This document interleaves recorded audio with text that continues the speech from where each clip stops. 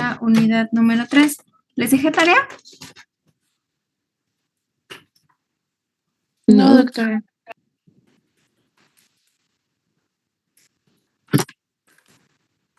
Bueno.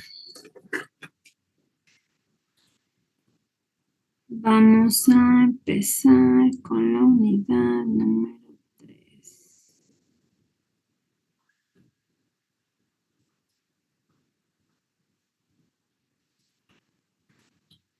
Bueno, esta unidad número 3 se llama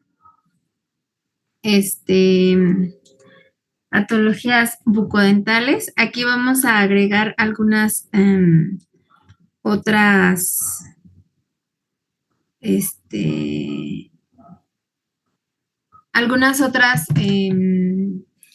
algunos otros temas que no vienen o no están involucrados en la unidad, pero que para mí es importante que ustedes los conozcan, ¿de acuerdo? Entonces, bueno, vamos a empezar con lo que viene en el temario de la unidad número 3 y las patologías bucodentales las vamos a abordar inicialmente como, o en primer punto, como las malformaciones. Recuerden que en la unidad número 1 hablamos justamente de todas estas estructuras que comenzaban a desarrollar partes de mi cara y obviamente mi viscerocráneo y mi neurocráneo, y que posteriormente, pues gracias a esto, se iban dando las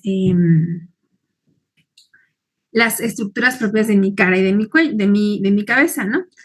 En este punto vamos a comenzar a hablar de las alteraciones en los mecanismos de fusión. Recuerden que en los mecanismos de fusión vamos a tener dos mecanismos de fusión principales, que va a ser la consolidación remodeladora y la consolidación real o mesodermización. Esos dos, recuerden que una es cuando se unen dos procesos distintos para formar una sola estructura, y otro es que hay una nivelación, se está rellenando el espacio para formar una sola estructura. Las malformaciones bucodentales específicamente van a ser distintas dependiendo de la zona en la que nosotros estemos hablando, de las que estemos involucrándonos. Y en este caso,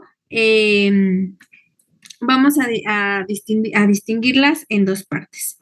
Uno, la que tiene que ver con que no se fusionaron y no se formaron, no se juntaron las suturas para formar justamente mi cabeza o más que nada mi cabeza, y las que tienen que ver con la parte de los arcos faríneos, los que me desarrollan mi cara, en este caso parte del primer y segundo arco faríneos. Por lo tanto, en el primer punto, en la parte del cráneo, pues voy a tener, por ejemplo, craneosinostosis o faciocraniostosis, pero en la del arco faríngeo puedo tener microsomía hemifacial, hemipertrofia hemifacial, puedo tener además hendiduras, puedo tener quistes, puedo tener diferentes anomalías que se van a representar justamente o que se van a expresar en la cara. Y en este caso, pues bueno, las malformaciones entonces craneofaciales van a ser algunas de las patologías que son mucho más prevalentes y que son obviamente más evidentes en la pediatría. Cuando nosotros estamos recibiendo a un pequeñito, pues seguramente puedo determinar que tiene algún tipo de malformación, y pues en este punto lo vamos a tener que tratar, ¿no? En algunas de ellas pueden estar o presentarse de manera aislada, y en algunas otras pueden presentarse de manera sindrómica.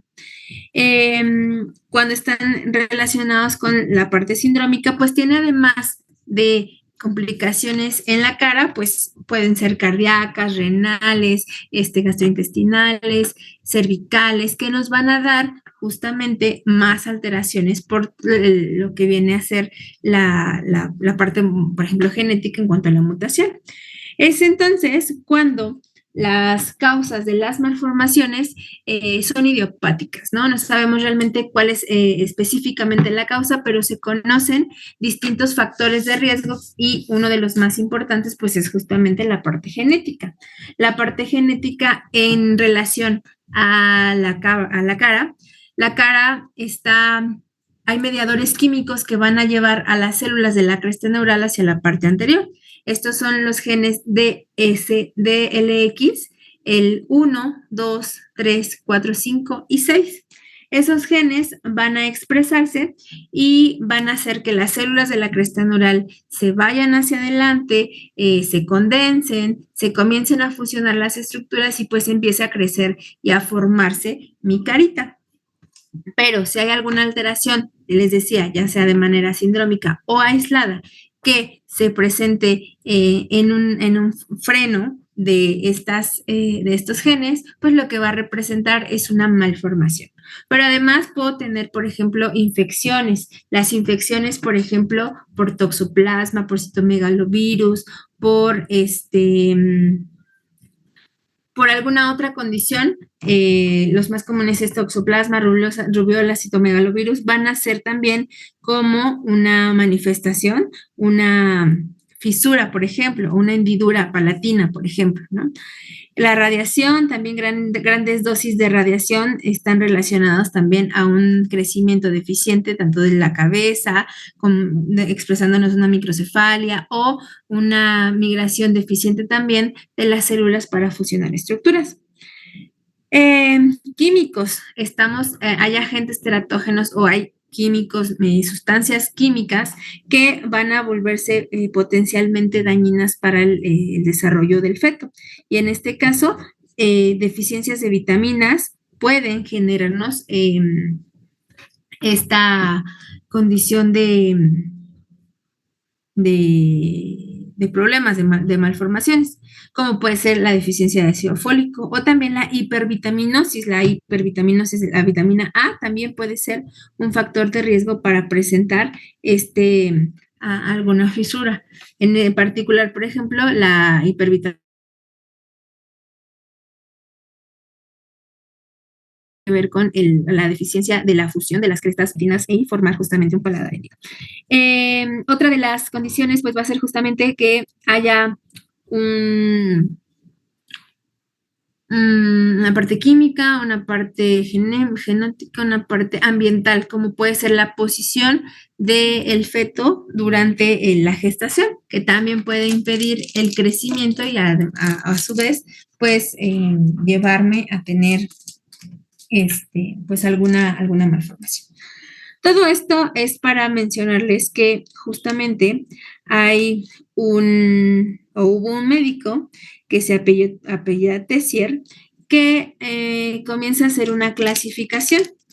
Esta clasificación se describe con base en la anatomía, se describe también con base en dos puntos de referencia importantes. El más importante de todos es la línea media y la posición de la órbita, ¿de acuerdo?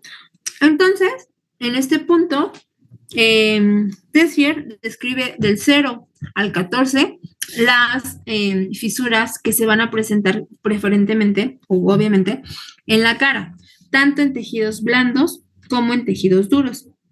Basándose entonces en esa línea media sagital que se presenta aquí, y a partir de ahí comenzar a clasificar las hendiduras, marcando como 0 y 14 la línea media. Acá está el 14, 13 o 1, 2 y 12, 11 y 3, acá está la 10, acá está la 9, acá está la 8, la 6, 5, 4, 3, ¿de acuerdo? Acá está la 1, esta que está aquí, la 1, la 2 y la 3. 1, 2, 3 tienen que ver con labio hendido. 3, 4 tienen que ver con hendiduras oblicuas.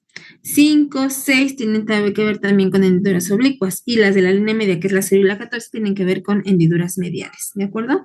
Entonces, Tessier hizo esa clasificación en de referencia con la línea media y con la órbita. ¿Por qué? Porque la órbita va alrededor de cada uno de estos puntos, ¿no? Entonces, todas estas 14 hendiduras van a representar el 75% de las malformaciones faciales. Y 1, 2 y 3, en relación con Tessier, son las más comunes, que es justamente la fisura labial alveolo-palatina, ¿no? O la fisura labial palatina. Les voy a describir las más comunes. Aquí nunca les pongo, pero se los van a anotar, porque luego se les va el avión. Se apellida de...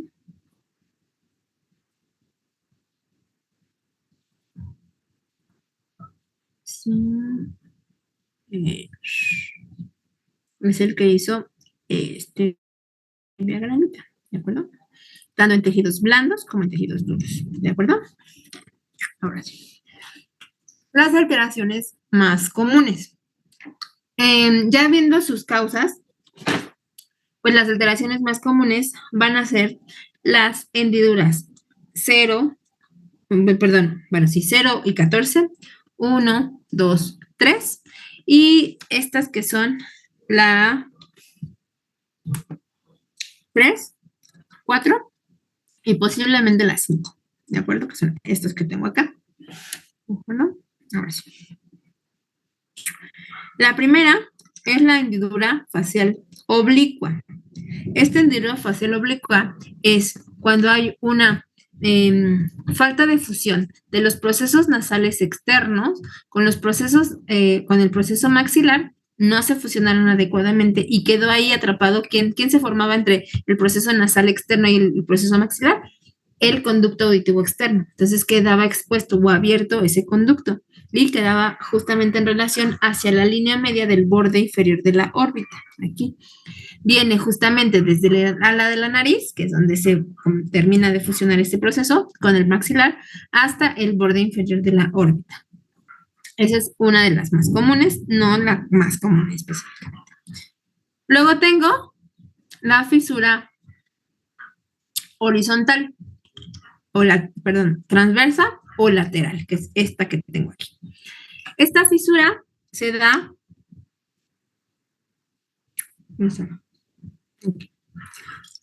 se da por la falta de fusión del proceso maxilar con el proceso mandibular. Recuerden que el proceso mandibular se iba hacia adelante, hacia fusionarse con la línea media, y hacia arriba para fusionarse con el maxilar. Y el maxilar dijimos que se iba hacia abajo, hacia adelante y hacia arriba para formar el borde de la órbita, ¿no? La parte ascendente del maxilar, hacia la parte de atrás, ¿no? Entonces, estas dos uniones, esta que viene de arriba hacia abajo y esta que viene de abajo hacia arriba, o sea, mandíbula y maxilar, se van a fusionar entre sí para formar mis carrillos. ¿Qué pasa cuando no se fusionan entre sí? Te da una hendidura transversal, que me va a dar una boca más grande, que se conoce como macrostomía, ¿de acuerdo? Y la hendidura facial medial. La hendidura facial medial se va a presentar, en este caso, bueno, estas de acá dijimos que eran la 3 y 4, esta de aquí. Esta dijimos que podía ser en relación con el número 7, por ejemplo, que sería la macrostomía. Y la que tengo acá, bueno, voy a borrar esta. Y esta que es la 014, ¿de acuerdo? Va a ser la fisura media. Esta fisura media es rara. Tiene una incidencia de 0.04%. Se ve de las 100 fisuras que podría describir, ¿no? Que podría encontrar, se ve en 0.0, o sea, 0.4%, ni siquiera 1, ¿no? A diferencia de la que es, por ejemplo, las más comunes, que es la 1, 2 y 3, que es la bipolar hendido, que se presenta en 1 de cada 1000 nacimientos, y ahora en las estadísticas actuales se presentan 1 de cada 750 nacimientos. el labio alveolo palatino, por ejemplo, específicamente labio hendido. La fisura medial entonces es esta que tengo aquí en la línea media y es o se va a dar por una falta de fusión de los procesos nasales mediales entre sí. En este caso puede ir desde un defecto que se llama notch o ya la fisura con hipertelorismo y holoprosencefalio, que pareciera que tengo una nariz bífida, ¿no? Como que se separa mi nariz. Pero, por ejemplo, acá tengo esta hendidura, que es este pequeño notch, que es este pequeño defectito que se forma en la nariz, en el borde de la nariz. Y sigue siendo la misma fisura cero, ¿no? O la fisura medial. Solamente que aquí va en severidad, ¿de acuerdo? Tengo una más severa que otra, que obviamente el tratamiento será totalmente distinto. Para todo el tipo, todas las hendiduras, pues el tratamiento se enfoca inicialmente en cerrar primero las partes blandas, después hacer un cierre de las partes duras con distintos, por ejemplo, mallas de titanio, distintos materiales para poder cerrar y reconstruir toda la superficie que se está dejando expuesta, ¿no? O en este caso hundida. A diferencia, por ejemplo, de esta y de esta ya está cicatrizada, ya está cerrada, pues. Lo que vamos a ver aquí son hundimientos reales. ¿Por qué? O sea, pequeños hoyos o huecos. ¿Por qué? ¿Por qué se ven esos? Porque se están fusionando dos estructuras. A diferencia de la línea media, que aquí no se fusionó de manera real. Y recuerden, hay una mesodermización, no, hay una nivelación. Eso quiere decir que se está rellenando el espacio hasta formar ese dorso de la nariz. Como no hubo la cantidad suficiente de células, no se rellenó y entonces quedó este hundimiento. No sería como tal una hendidura, sino es un hundimiento, ¿de acuerdo? Pero aún así se consideran como hendiduras. De ahí en fuera, de las más a las menos comunes, pues ya tengo los síndromes que están en relación con las hendiduras, que ya se las vamos a presentar. Pero mientras tanto, estas cuatro, porque son 1, 2, 3 y la que viene, estas 4 hendiduras van a ser de las hendiduras faciales las más comunes, ¿de acuerdo? De todas, entonces, la más común es el labio y paladar hendido, ¿de acuerdo? El labio y paladar hendido tiene que ver mucho con los factores causales. El labio y paladar hendido les platicaba que de todas las fisuras de la cara es la más común, específicamente el labio hendido. El labio hendido entonces dijimos que se presenta de 1 por cada 750 nacimientos o hasta 1000 nacimientos y el paladar hendido se presenta en 1 de cada 2500 nacimientos. Eso quiere decir que es relativamente frecuente, a diferencia, por ejemplo, de la microsomía hemifacial, que me va a dar una presencia de 1 en cada 86,000 nacimientos. Entonces, ahí sí son muchísimos, ¿no? Es una gran ventana. ¿Por qué es la más común? Porque hay distintos factores que me vuelven esa zona específica a como un detonante para que no llegue a fusionarse la estructura. Y en este caso,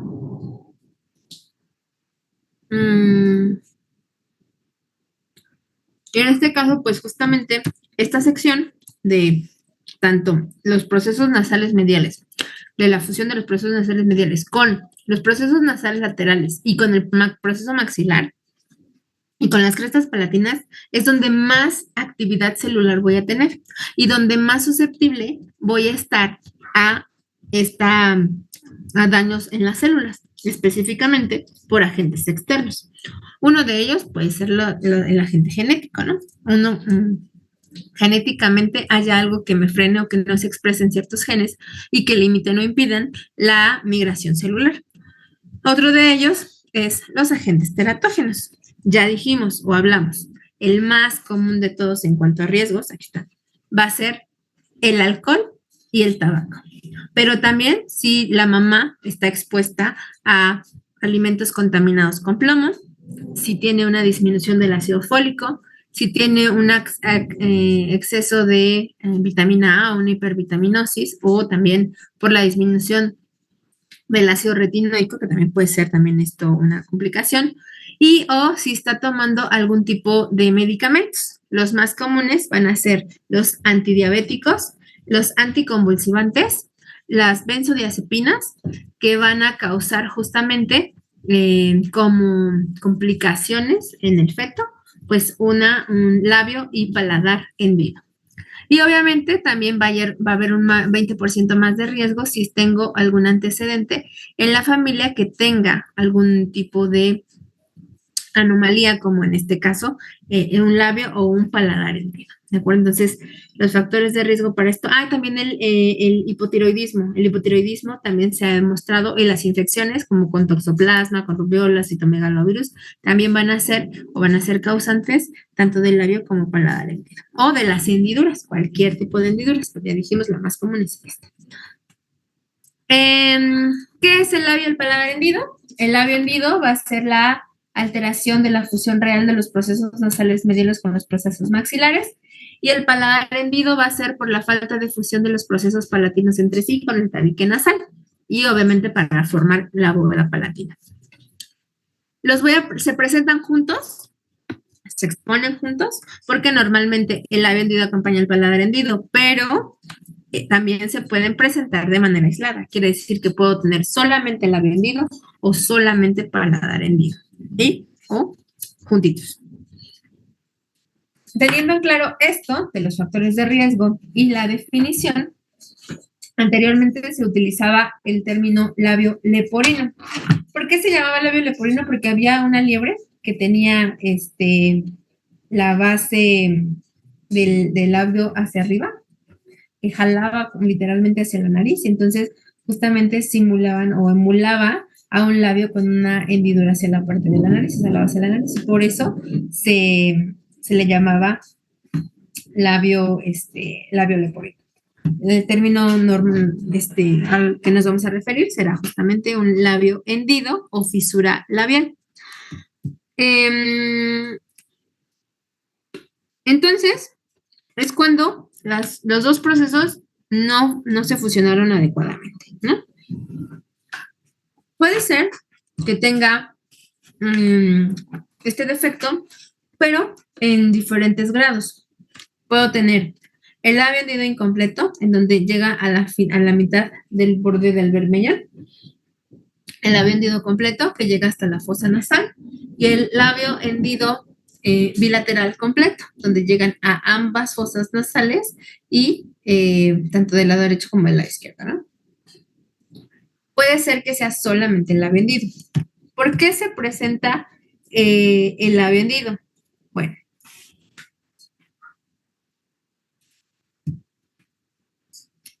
recuerden que cuando nosotros estábamos hablando de la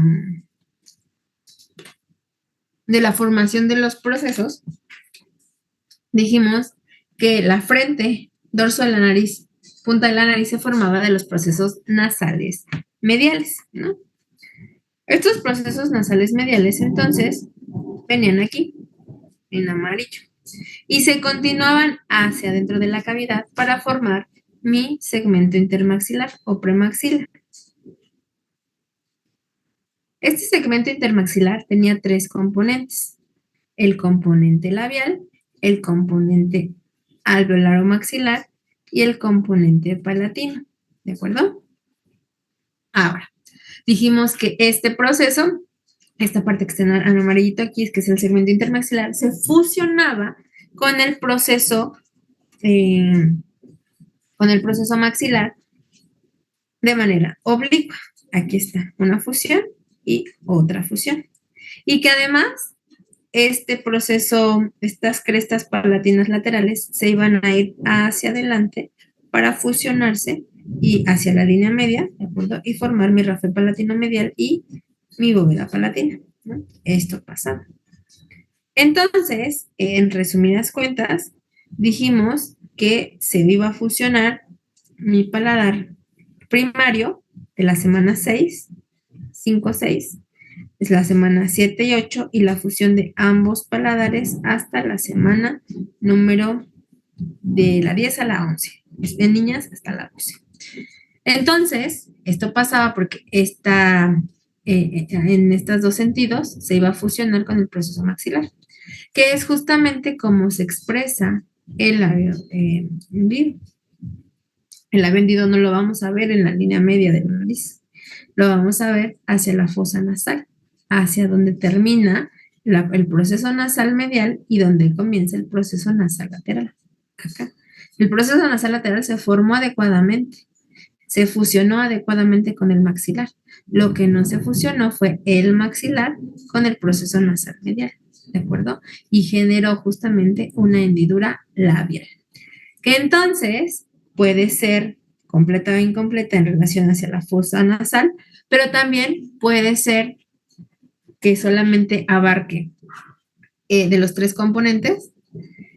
Puede ser que solamente abarque el componente labial, puede ser que solo abarque el componente alveolar o puede ser que solamente abarque el componente palatino.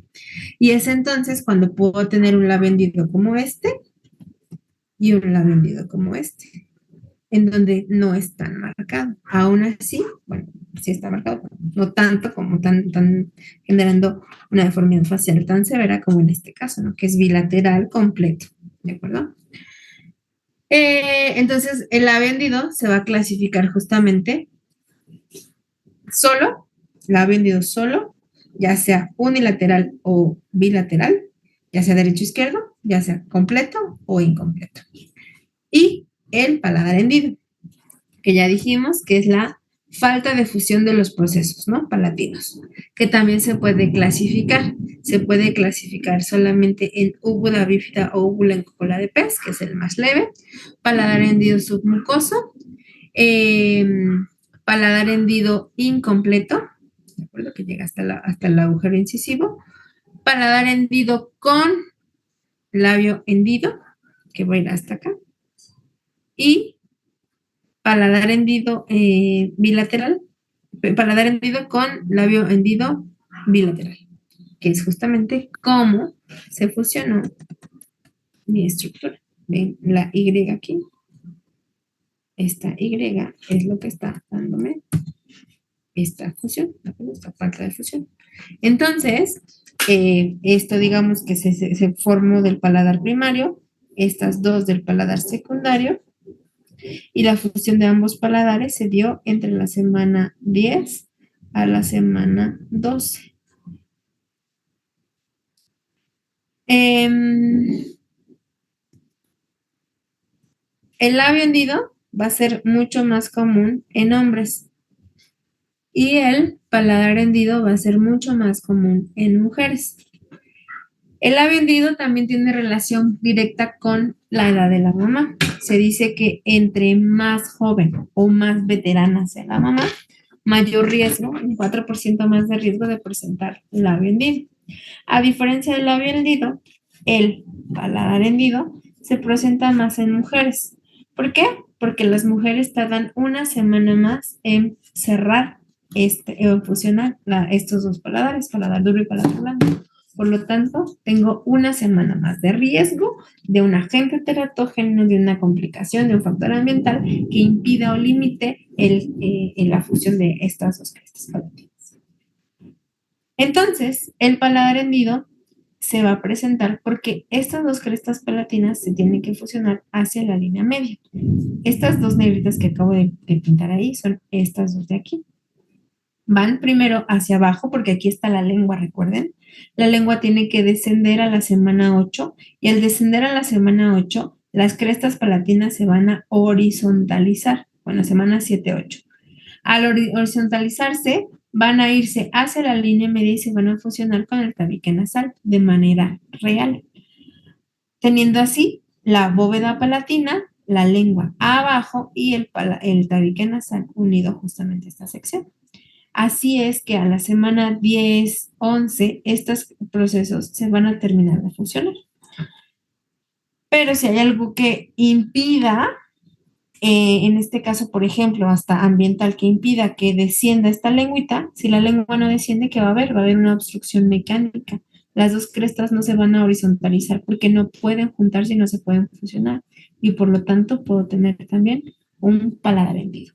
Entonces, problemas en el crecimiento mandibular van a llevarme forzosamente a tener un descenso deficiente de la lengua y una horizontalización y fusión de los procesos de manera distinta, deficiente, y me va a traer como consecuencia un paladar hendido solito, sin la hendido. ¿De acuerdo? Que es este que tengo.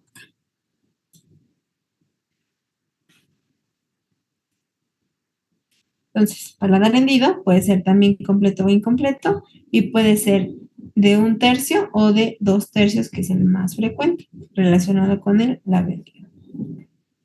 Y luego tengo la combinación de los dos, que es el labio y paladar hendido, completo, incompleto, unilateral o bilateral, pero cuando ya involucro el, los dientitos, que ya no tengo, ya no se desarrollaron los dientitos, entonces se conoce ahora como fisura labio alveolo palatino. ¿Por qué labio alveolo palatino? Porque involucra todo el segmento intermaxilar con sus tres componentes, labio alveolo palatino, o sea, todo este segmento, y además toda la sección posterior. Entonces, involucro desde la nariz hasta el paladar, generando o formando una fisura como esta, que es labio alveolo palatino. ¿De acuerdo? Entonces, denme un segundito, por favor.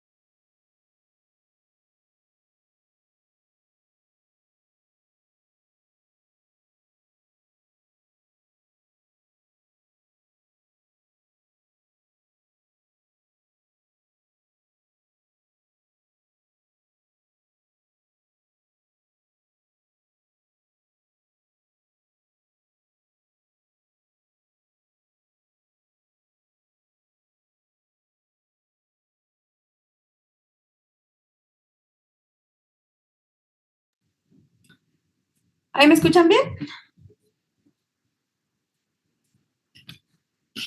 Sí, doctora. Gracias.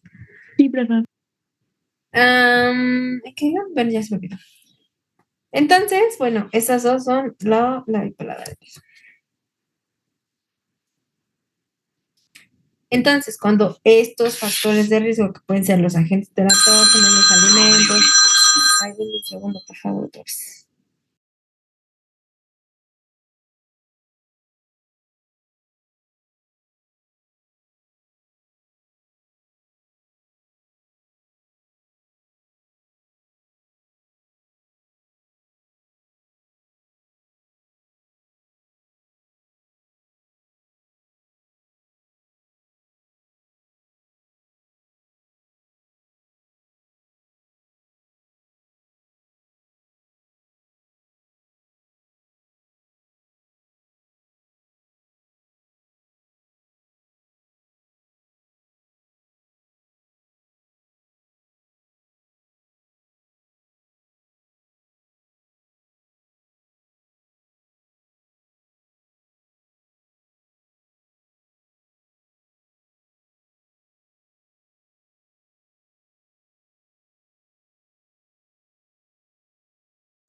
Ya, perdón.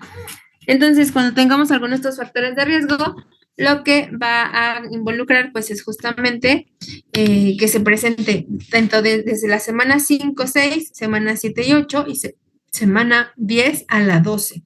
Cuando se presenta alguna complicación o condición ambiental, química, genética, bueno, la genética va a ser un poco más difícil de prevenir, pero cuando tenemos un punto teratógeno, por ejemplo, un punto químico, por ejemplo, una infección,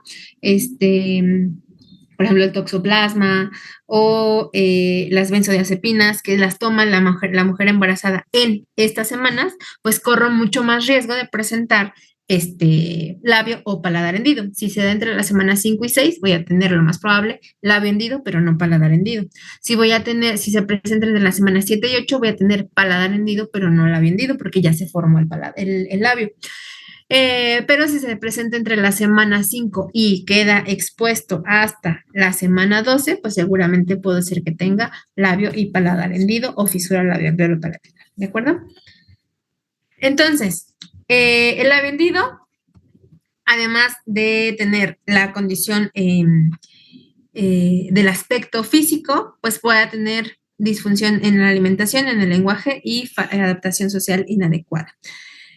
¿Cómo lo voy a diagnosticar? Por una exploración física, si ya tengo el bebé recién nacido. Puedo hacer también uso de ecografías cuando está embarazada la mamá y en este caso sospechar con algún médico genetista. Hay marcadores bioquímicos que lo que hacen es que hacen o descartan ciertos o la mayoría de los síndromes más comunes que pueden presentar una malformación.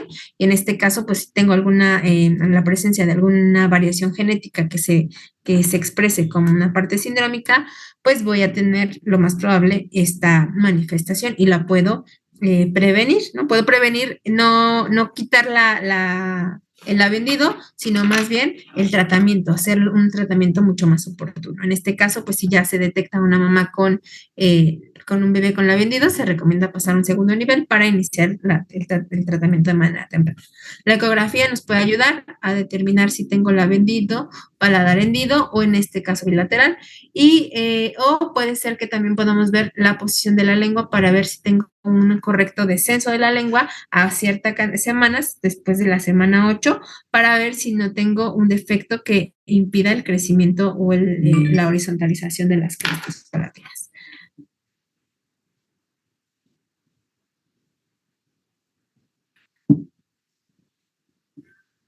Entonces, las complicaciones que se presentan, pues ya dijimos, es más difícil alimentar a este pequeñito porque no puede succionar adecuadamente. También vamos a tener que en el paladar hendido va a haber una disfunción y una mala implantación de los músculos del paladar y por lo tanto esa mala función de los músculos va a tener una disminución y una disfunción y una horizontalización de la trompa de Eustaquio que va a conectar el oído medio con la faringe y que produce pues infecciones recurrentes porque en esa zona, en ese receso tubulotimpánico se queda atorada la leche del alimento que está consumiendo el pequeñito y esto puede llevarme a tener infecciones recurrentes y posteriormente de manera más prolongada pues una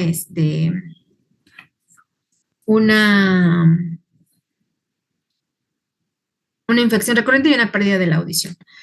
También problemas odontológicos por pérdidas de dientes o que no se hayan formado los dientes adecuadamente y un colapso maxilar o mandibular y problemas emocionales que nos lleven justamente a una culpa, rechazo, miedo, sobreprotección. El tratamiento va a ir enfocado justamente a la cirugía. Normalmente se dice que se tiene que aplicar la regla de los 10, 10 y 10. ¿Cuál es esta? Que tiene que tener 10, debe de tener 10 semanas de edad, debe de pesar 10 libras mínimo, que son 4.5 kilos, y 10.000 leucocitos por milímetro cúbico. Y también podremos agregar otro cuarto punto del 10, que es concentración de hemoglobina debe ser al menos de 10 gramos sobre decilitro para poder hacer la intervención. Aquí hay distintas técnicas que se ocupan. Esta es como la universal, pero ahora en los hospitales lo que hacen es que al momento del nacimiento operan al pequeñito, pero sin hacer todavía el corte del cordón umbilical para que la mamá pueda seguir ayudando a la reparación. Y ya después de unos 25 a 30 minutos de haber concluido la cirugía, entonces que normalmente es solamente de la parte de los tejidos blandos, entonces ahora sí ya se forma, por ejemplo, el labio, se forma el filtrum, se hace una plastia de la punta de la nariz, y después de eso ya se corta el cordoncito y entonces ya se lleva a cuidados intensivos el pequeñito, pero eso dependerá mucho del cirujano. Normalmente se aplica la regla de los 10-10-10, ¿de acuerdo? Después de eso, pues el ortodoncista puede hacer aparatología específica para colocar y prevenir o ayudar a la alimentación, además hacer un manejo de la alimentación por el amamantamiento. Se debe de alimentar el pequeñito semisentado y colocar este aparato que es el obturador de Friedman, que eso coloca fijo como estos, para que obviamente la lechita choque sobre el paladar falso y entonces pueda deglutir adecuadamente y pueda comer mucho más fácil, ¿no?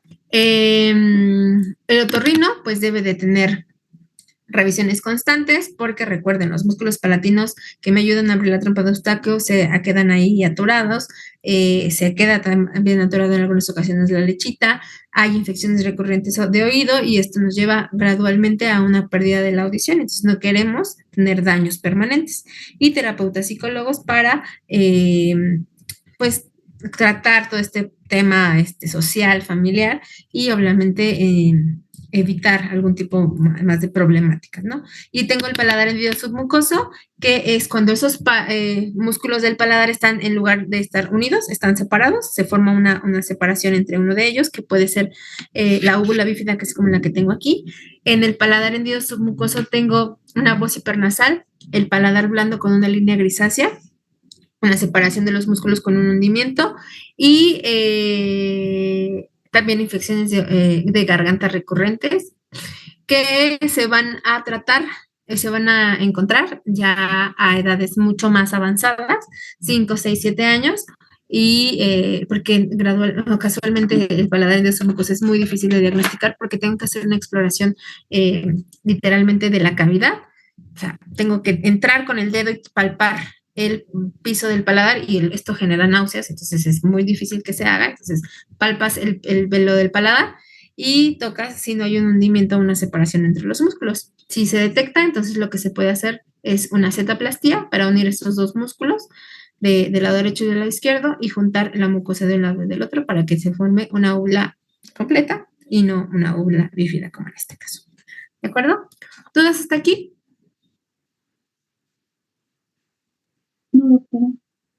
¿No? Muy bien.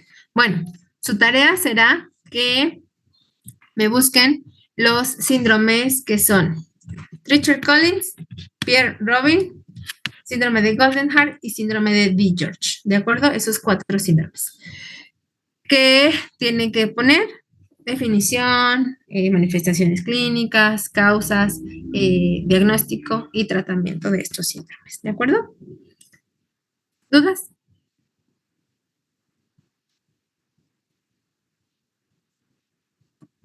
¿Puede repetir los síndromes, doctora, por favor?